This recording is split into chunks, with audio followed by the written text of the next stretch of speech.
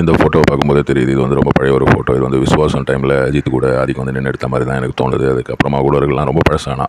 இந்த விடாமுயற்சி அசர்பைஜானில் ஷூட்டிங் நடந்துருக்கு. அதுக்கப்புறம் அவர் ஏதோ துபாயில் டான்ஸ் ஆடினார். விஜயகாந்த் சாருடைய இறுதி சடங்குக்கு வரல, அது இதுன்னு இந்த மாதிரி பல கான்ட்ரவர்சி போயின்னு இருக்குது. இந்த விடாமுயற்சி படம் வருதோ இல்லையோ, ஆனால் அதுக்கு அடுத்த படம் AK63 63வது படம் வரப்போகுது அப்படின்ற ஒரு அனௌன்ஸ்மெண்ட் மாதிரி விட்டுருக்காங்க. அதில் வந்து ஆதிக் ரவிச்சந்திரன் தான் வந்து அதனுடைய டைரக்டராக போகிறாராம். அஜித்துடைய பெரிய ரசிகர் ஆதிக் ரவிச்சந்திரன். அதுக்கு வந்து சமீபத்தில் மார்க் ஆண்டனி ரிலீஸ் பண்ணார். அந்த படம் வந்து நீங்களாம் பார்த்துருப்பீங்க. விஷால், சூர்யா இவங்கெல்லாம் இருக்கிறாங்க. அது வந்து 100 கோடிக்கு மேலே வசூலாச்சு அப்படின்ற ஒரு இது இருக்குது. பயங்கரமாக இருந்தது படம், நல்ல ஒரு என்டர்டெய்னராக இருந்தது.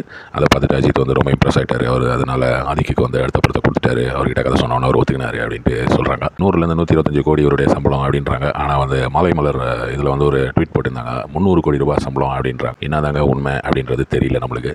எப்படி இருந்தாலும் அஜித் 63வது படத்தில் நடிக்கிறாரு. அஜித்துடைய சம்பளம் வந்து 303 கோடி ரூபாய். ஒரு 1000 கோடி ரூபாய் போட்டு கூட நல்லா தான் இருந்திருக்காங்க. இல்லை ஒரு 500 கோடி. இது என்ன இந்த மாதிரி ரூமர்லாம் கிளப்பி விட்றாங்கன்னு தெரியல. எல்லாம் அஜித் மேலே இருக்கிற ஹேட்ரட் தான். நான் தான் சொல்கிறது இவனுங்களை.